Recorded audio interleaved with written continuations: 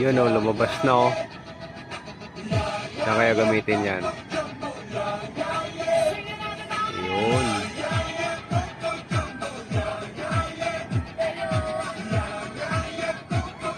So yun o, good morning. Dito tayo sa may bubong magpainit, di ba? Yan, nakikita nyo may aeroplano dun. Dito tayo. Yun. Dito tayo sa may maliit na garden.